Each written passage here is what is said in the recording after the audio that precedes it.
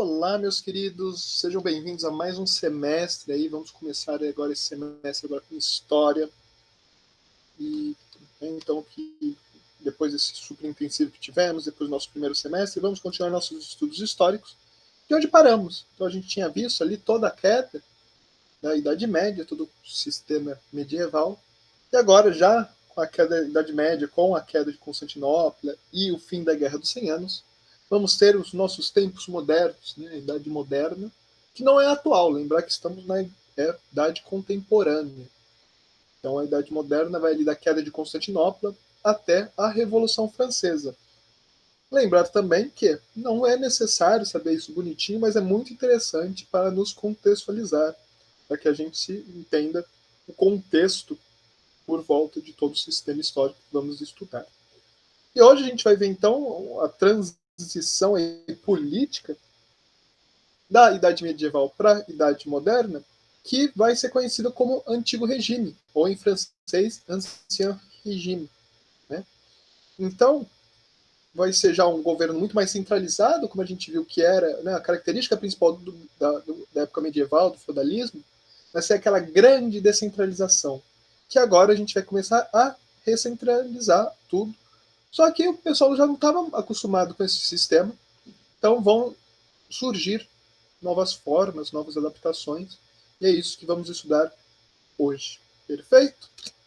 Bem, então, né, com o renascimento então, comercial e urbano, que a gente viu nas aulas passadas, qualquer coisa, né, retomem lá os vídeos que tem agora do Super Intensivo disponíveis no YouTube, a centralização de poder volta a ser interessante, volta a valer a pena. O feudalismo era muito mais vantajoso naquela época, só que agora não mais. Então volta a se ter o interesse em centralizar tudo. Que é então o contraponto com a principal característica do feudalismo, que é essa descentralização. Temos também, né, nos renascimentos a formação da burguesia, então essa nova classe ascendente, que ainda é associada ao povo, só que ela já está ascendendo principalmente economicamente. Então a gente vai ter esse centralismo monárquico. Essa centralização vai ocorrer em volta de um rei, que aí vão ser e vai provocar o surgimento dos estados modernos, estados já muito mais próximos da nossa ideia de país atualmente. Então, né, porém, né, esses modernos vão manter diversas características medievais até devido à transição. Ali você não virava e falava, a partir de agora não estamos mais na Idade Média, então tudo da Idade Média tem que ser abandonado. Não, é um período de transição. Então são novos conceitos, só que ainda com muita coisa antiga.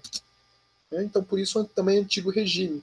Vai ter tanto essa ideia de Antigo Regime, como também contraponto, depois com os iluministas, num regime novo que eles vão desenvolver, que aí eles estão, mais uma vez, seria aí essa dialética, esse antagonismo. Então assim que estava a Europa, ali por volta de 1500, então a Península Ibérica aqui já reconquistada, né? Lembrar que a gente vai ter o que eles chamam de reconquista, né? Que é a expulsão dos povos islâmicos, do domínio islâmico aqui na Península Ibérica. A França também, já como um Estado. O Sacro Império Romano-Germano, que a gente já discutiu. E a Inglaterra, principalmente. As demais localidades, né, tirando o Império Otomano, não vai ser tão interessante assim a gente dar uma olhada, porque ainda não vai ter essa nossa ideia moderna. O leste europeu ainda vai sofrer muita modificação. A Itália, que como a gente pode ver, ela não é nem um pouco unificada. Então a gente vai ter como os estados modernos, principalmente Portugal e Espanha, França e Inglaterra. E depois, com a independência aqui, os Países Baixos. Bem, então é um antigo regime com características medievais e novas. Então vai continuar tendo predomínio político e social do clero, né, a igreja, e a nobreza, então os bem-nascidos. Vai ter um forte intervencionismo, então esse centralismo irá intervir em diversos pontos.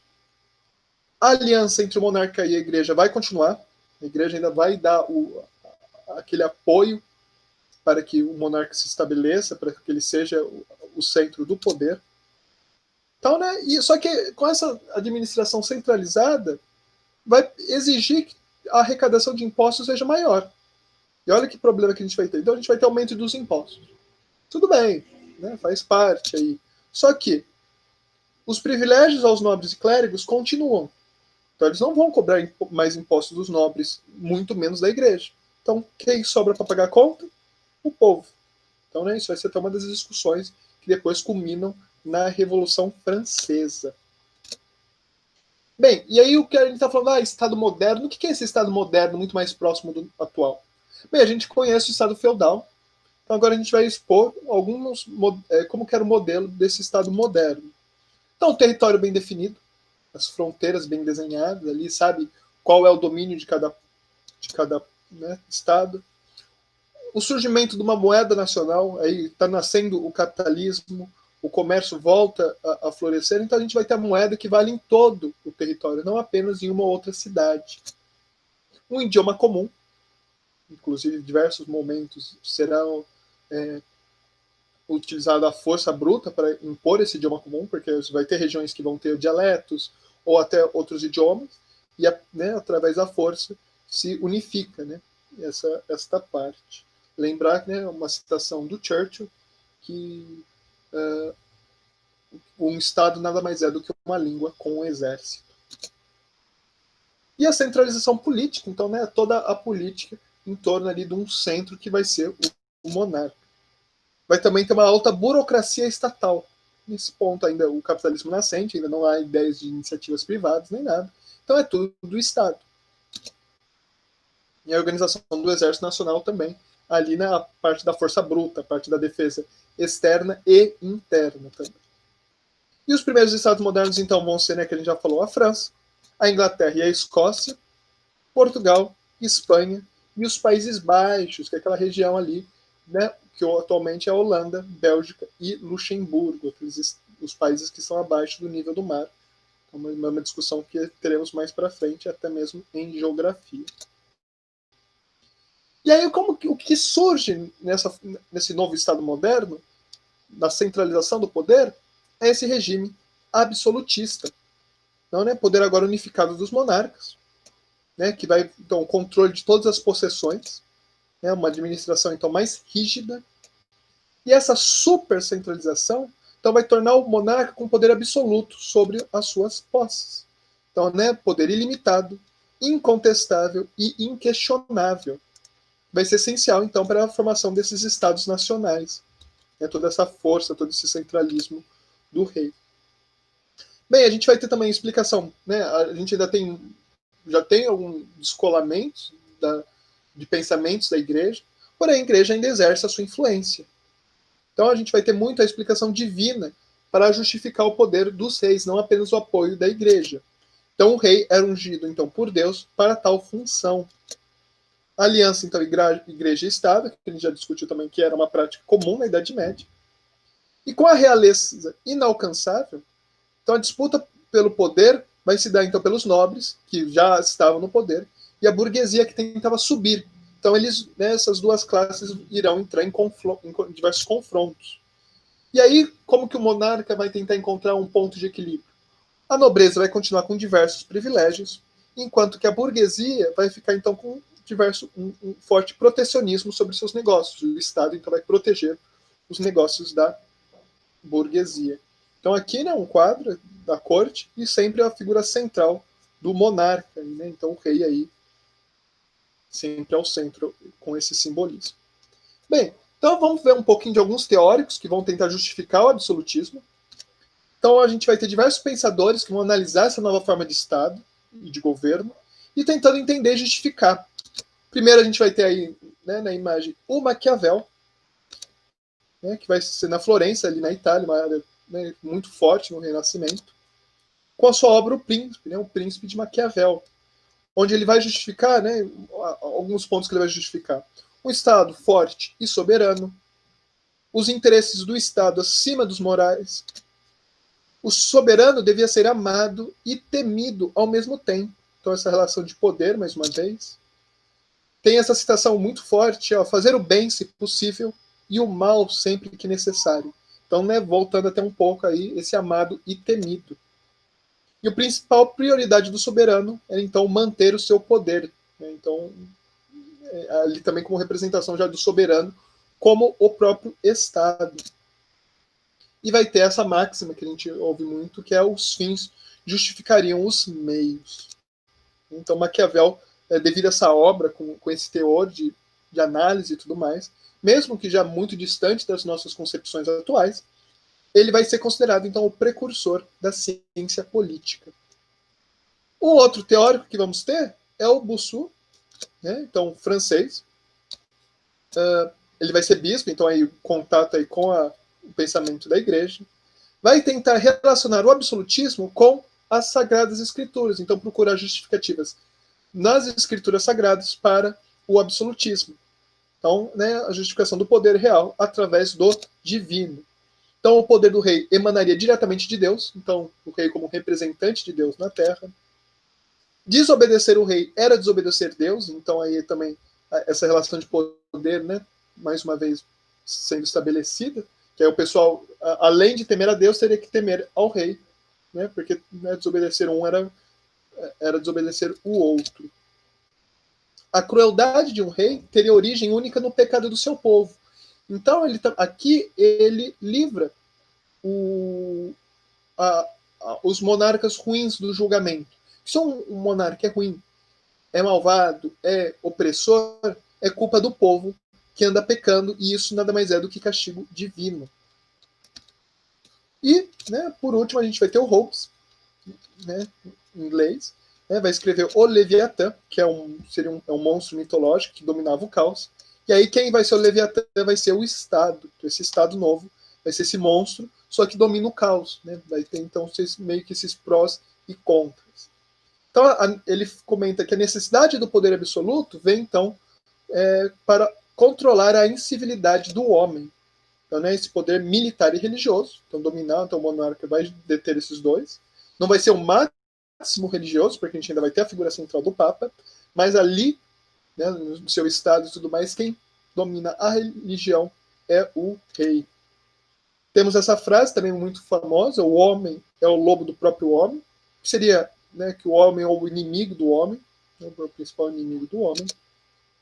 E aí teremos também o contrato social, que é aquele contrato que a população faz com o Estado, que a gente ainda ouve isso muito, que a ideia da Constituição, a Constituição é um contrato social entre população e, né, e toda a União, seja ela qual for. Então já é essa visão. Então que, né, o homem então renunciaria das suas liberdades e alguns direitos pela segurança oferecida pelo Estado, e não só a segurança física, mas a segurança econômica, de prosperidade, de evolução e tudo mais. Perfeito? Então a gente vai discutir um pouquinho desse absolutismo com um exemplo muito forte, que foi o absolutismo na França. Então, na França, o absolutismo ele vai ter, não que não só tem ali, mas é um exemplo bem claro que a gente vê aí essa ideia, né, desse antigo regime, desse absolutismo todo. Tanto que na França culmina a revolução popular mais forte desse período, que vai ser a Revolução Francesa. Né? Então, né, um dos principais exemplos do antigo regime do absolutismo na Europa Ocidental, lembra que a Oriental tem diversas outras, né, organizações, vai ser a França. Então, a Inglaterra a gente vai ver na próxima aula, a gente vai ter uma aula só sobre a Inglaterra, e a gente vai ver também que a Inglaterra ela vai ter caminhos diferentes na história, que é muito interessante. Bem, então o absolutismo na França será consolidado então pela dinastia de Bourbon. Os Bourbon vão ficar até na Revolução Francesa, são os Bourbons. Depois ele vai ter a restauração também dos Bourbons, então é uma casa muito forte, muito tradicional. É uma casa real muito forte francesa. Então ela vai ser iniciada com o Henrique IV, o Henrique IV. Né? Então, que é interessante que a gente vai ter já essa ideia do absolutismo muito também vindo da Igreja Católica, mais até do que é protestante, devido a alguns pensamentos protestantes. Então, né, o Henrique IV, ele era protestante, porém ele se converte ao catolicismo para que pudesse assumir o trono francês. Só poderia assumir o trono francês um católico. Então ele, né, se converte. Né? A questão é que tem toda essa discussão de nossa, né, mas ele vai abandonar a religião, não é algo tão simples assim de se trocar. Então, principalmente na visão desta época, eles questionam ao monarca por que ele fez isso, já que ele era protestante de berço. E aí o que ele responde: Paris bem vale uma missa, então não há problema, eu posso virar católico se eu for ser o rei da França. A gente vai ter também a figura do Luís XIII, o Louis XIII, que vai consolidar o absolutismo, vai burocratizar muito a administração pública, e neste período, após uma guerra com a Áustria, que vai ser a Guerra dos 30 Anos, a França vai se consolidar como a principal potência europeia, então vai ser a grande potência ali da Europa toda. Bem, e a gente vai ter a máxima do absolutismo com o Luís XIV, né, que vai ser conhecido como Rei Sol, já nessa ideia, né, do Sol como centro. Então, né, e aí, devido à centralização e toda a figura do monarca, então o rei seria o centro de tudo, como o Sol. E ele vai ter essa frase muito forte, que ilustra muito bem tudo isso que a gente está discutindo, que é L'État c'est moi, o Estado sou eu. Então, né, ele é o Estado, né, o Estado é ele. Então tem essa confusão entre as figuras do Estado e do monarca, devido à tamanha centralização de poder. Ele vai se centrar em Versalhes. Versalhes vai ser um palácio esplendoroso, às margens de Paris, mas né, tira toda, descentraliza de Paris, mas centraliza tudo em Versalhes, que ali é o auge da nobreza francesa. Até hoje, se vocês procurarem ali umas imagens de Versalhes, vocês vão ver, né, o que é. Ali existe até hoje esse palácio. Então, nessa super centralização, e olha aí então a figura do Louis XIV. Essa, né, centralização e todas essas discussões sobre esse absolutismo na França e do modo que ele vai ser desenvolvido, com muita força de apoio da igreja, né, as justificativas, essa ideia de imposto apenas para o povo, vão causar diversos problemas que vão estourar depois com a Revolução Francesa. Né, do Luís XIV passa para o neto, Luís XV, que passa para o neto novamente, que é o Luís XVI. Então, não muito depois do Luís XIV, a monarquia entra em colapso. E mesmo a monarquia que surge depois com a restauração dos Bourbons, já não é essa mesma absolutista. Então já tem uma discussão muito maior já nessas precauções. Mas como do Luís XIV para o Luís XVI, que é o rei durante a Revolução Francesa, não houve grandes diferenças aí nesse regime, continua super centralizado, o rei como imagem e tudo mais, e diversos outros probleminhas que a gente vai ver quando a gente for ver Revolução Francesa. Eclode, então, essa revolução popular tão forte. Perfeito? Então é isso que eu trouxe nesse primeiro momento, então, sobre antigo regime. Então eu espero ter ilustrado bem todas essas características, principalmente com esse exemplo da França, que é um dos mais fortes. Então, é isso, meus queridos, e até a próxima.